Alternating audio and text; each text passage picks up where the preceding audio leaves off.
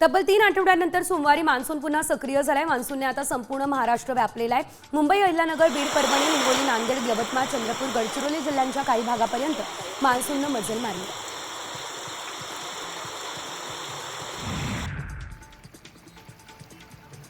आज कोकण घाटमाथ्यावरती पावसाच्या जोरदार सरींची शक्यता आहे, त्यामुळे आता दक्षतेचा इशारा देण्यात आलाय।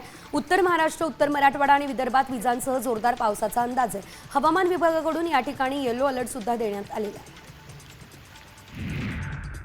मुलुंडमध्ये जोरदार पाऊस झालेला आहे। काल सकाळी विश्रांती घेतल्यानंतर मुलुंडमध्ये रात्री पुन्हा पावसाला सुरुवात झाली आहे। पुण्यात पावसाने जून महिन्याची सरासरी ओलांडली। हवामान विभागानुसार संपूर्ण जूनमध्ये पुण्यात सरासरी 173 मिमी पावसाची नोंद होते। मात्र यंदा महिना संपण्यास 13 दिवस शिल्लक राहिले असताना ती सरासरी ओलांडली आहे। गेल्या 2 दिवसांच्या तुलनेत शहरात आता पावसाचा जोर ओसरला आहे। सांगली जिल्ह्यामध्ये वारणा धरणातून विसर्ग वाढवण्यात आलेला आहे। पावसाचा जोर 2 दिवसांपेक्षा थोडा कमी असला तरी देखील वारणा धरणासह पाणलोट क्षेत्रामध्ये अतिवृष्टी सुरू आहे।